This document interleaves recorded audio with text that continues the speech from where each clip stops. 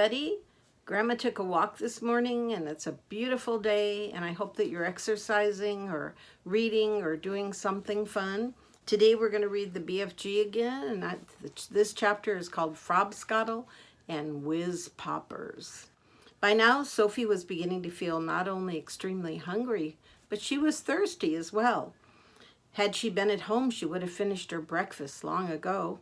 "Are you sure there's nothing else to eat around here except those disgusting snozcumbers?" she asked. "Not even a fizzwinkle," replied the BFG. "In that case, may I please have a little water?" "Water? What is water?" "We drink it," Sophie asked. "What do you drink?" "Oh, Frobscottle," announced the BFG. "All giants is drinking Frobscottle." "Frobscottle, is it as nasty as snozcumbers?" Sophie asked. "Nasty? Never is it nasty. Frobscottle is sweet and jumbly." He got up from his chair and went to a second huge cupboard. He opened it up and took out a glass bottle that must have been 6 feet tall. The liquid inside it was pale green and the bottle was half full. "Here is Frobscottle," he cried, holding the bottle up proud and high. "Delumptious, fizzy Frobscottle," he shouted. He gave it a shake, and the green stuff began to fizz like mad. "But look, it's fizzing the wrong way," Sophie cried. And indeed it was. The bubbles, instead of traveling upwards, were traveling downwards and bursting at the bottom. A pale green frothy fizz was forming at the bottom of the bottle. "What on earth does you mean going the wrong way?" asked the BFG. "In our fizzy drink," Sophie said, "the bubbles go up and burst at the top. Upwards is the wrong way. You mustn't ever be having bubbles go upwards. That's the most flesh-bunking rubbish I ever is hearing." "Why do you say that?" Sophie asked. "You is asking me why?" "You is actually meaning to tell me you cannot see why it is a scrawny mistake to have the bubbles flying up instead of down?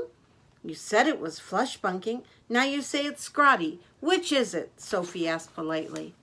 "Both. It is a flesh-bunking and a scrawny mistake to let the bubbles go upwards. If you can't see why, you must be as quacky as a duckhound. By Ringo, your head must be so full of frog squinkers and buzzwangles, I is frittered if I know how you can think at all." "Well, why shouldn't the bubbles go upwards?" Sophie asked. "I will explain. But tell me first what name is you calling your Frobscottle by?" "Oh, one is Coke, another is Pepsi. There are lots of them." "And the bubbles is all going up?" "They all go up," Sophie said. "Catasterous! Upgoing bubbles is a catasterous disastrophe." "Will you please tell me why?" Sophie asked. "If you will listen carefully, I will try to explain. But your brain is so full of bug whiffles, I doubt you will ever understand." "I'll do my best," Sophie said. "Very well then. When you is drinking this cokey drink of yours, is it going straight down into your tummy? Is that right or is it left?" "It's right," Sophie said. "And the bubbles is also going into your tummy? Right or left?" "Right again." "And the bubbles is fizzing upwards?" "Of course," said Sophie, "which means that they will all come swish-whiffling up your throat and out of your mouth and make a falsome belchy burp." "That is often true," Sophie said, "but what's wrong with a little burp now and again? It's sort of fun." "Burping is filthsome. Us giants is never doing it." "But with your drink, what was it you called it?" "Frobscottle," said the BFG. "With Frobscottle, the bubbles in your tummy will be going downwards, and that could have a far nastier result." "Why nasty?" asked the BFG. "Because," said Sophie, blushing a little, "if they go down instead of up, they'll be coming out somewhere else with an even louder and ruder noise." "A whizzpopper!" cried the BFG, beaming at her. "Us giants is making whizzpoppers all the time. Whizpopping is a sign of happiness. It is music in our ears. You surely is not telling me that a little whizpopping is forbidden among human beings?" "It is considered extremely rude," Sophie said. "But you is whiz-popping, is you not, now and then?" "Everyone is whiz-popping, if that's what you call it.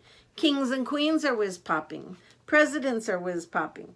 Glamorous film stars are whiz-popping. Little babies are whiz-popping. but where I come from, it is not polite to talk about it. Redunculous, said the BFG. If everyone is making whiz-poppers, then why not talk about it? We is now having a swiggle of this delicious Frobscottle, and you will see the happy result. The BFG shook the bottle vigorously.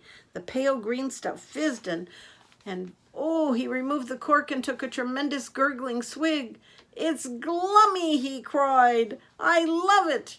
For a few minutes, the big friendly giant stood quite still, and a look of absolute ecstasy came over his face.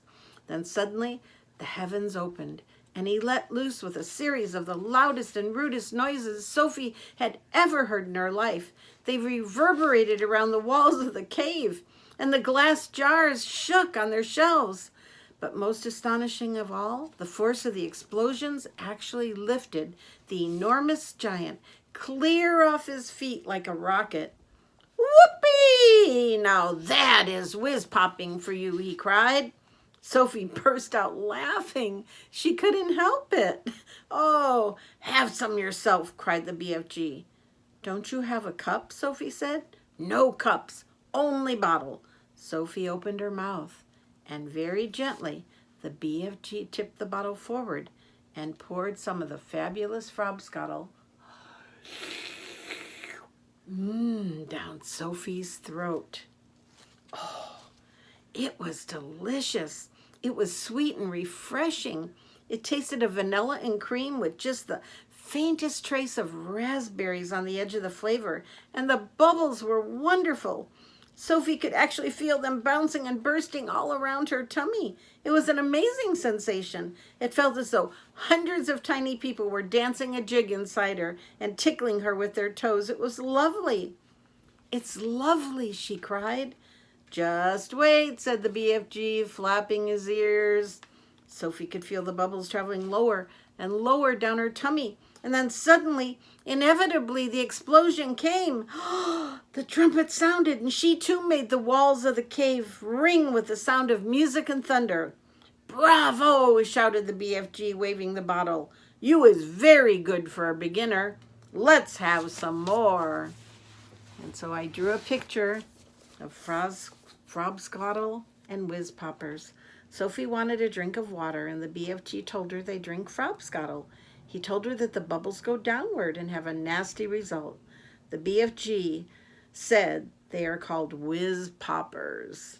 The BFG actually demonstrated what whiz-popping can do. And then Sophie got to drink it next, didn't she? Woo! He went off like a rocket. I like that chapter. And the next book I'm going to read is A Quarter from the Tooth Fairy. How many of you have lost a tooth this year? A Quarter from the Tooth Fairy. I think when I was a girl, I got a nickel for my teeth, maybe a dime, but a quarter from the Tooth Fairy. I found a shiny quarter where I put my tooth last night. I could hardly wait to spend it, but I wanted to do it right. Yep, you got to think about what you'll do with that. I jumped up on my bicycle with the money from the fairy. I knew just what to do with it. Buy a monster for my friend Mary. She's selling monsters. I hadn't had that monster long when I was surprised to find it didn't feel right. It felt all wrong. I guess I changed my mind. I raced over to Mary's house and made it just in time. Mary took her monster back and I got a nickel and 2 dimes. Does that equal a quarter? I rode my bike around the block and came to my favorite store. I parked my bike and cash in hand, I walked right through the door. I wonder what he's gonna get. I saw gumballs, kites, and games. Too sticky, too big, too much. So I bought a spaceship pencil. It was the perfect touch. That was a nice choice. I hadn't had that pencil long when I was surprised to find it didn't feel right. It felt all wrong. I guess I changed my mind. Wow, he keeps changing his mind a lot. I turned and rode back to the store, the pencil in my sack. I gave the clerk the pencil and I got 5 nickels back. 5, 10, 15, 20, 25. 5 nickels equals 25 cents. I had the change in my pocket when I saw my old friend Jim. Jim said, "It's hot, but I know what. Come with me. We'll swim." I still had my money with me when we finally reached the pool. And there I bought Loopy's red goggles because they looked so cool. Wow, that was a nice thing to get. I hadn't had those goggles long when I was surprised to find they didn't feel right. They felt all wrong. I guess I changed my mind. Have you ever changed your mind? I have. When Jim and I found Loopy, she was flipping over at Kenny's. She was happy to have her goggles back in exchange for 25 pennies. 25 pennies also equals a quarter. Now that I had my money back, I thought about what to do. I stopped to look at the animals and I bought a sticker at the zoo. What fun. I hadn't had that sticker long when I was surprised to find it didn't feel right. It felt all wrong. You guessed it. I changed my mind. Wow, he's made a lot of changes. The woman at the zoo was nice. She said, "Here's your quarter, kid." By now, I was pretty tired from all the buying and returning I did. It seemed so very silly to keep changing and changing my mind. Suddenly, I had a great idea. This was an idea of a whole new kind. I hurried on home to my house. And yes, I am telling the truth. The quarter went under my pillow, and I bought back my tooth. What a silly ending. What a silly ending. And we found out that a quarter is equal to 2 dimes and 1 nickel, 10, 25. It's equal to 5 nickels, 5, 10, 15, 20, 25. And it's equal to 25 pennies. So I bet that most of you get more than a quarter from the Tooth Fairy. So have a good day, a good evening, and give your mommies and daddies a hug, and I love you. I wish I had some Frobscottle to drink so I could shoot up like a rocket in front of you. Maybe I'd better find some so I could demonstrate. Love you. Oh, wait. The BFG wants to give you a kiss too. And BFG, can you show us how you shoot up in the air when you have Frobscottle? Oh, I think you make some noises when you do it, don't you? Let's try it. Oh, I don't know if that was him or not. Bye. Amen.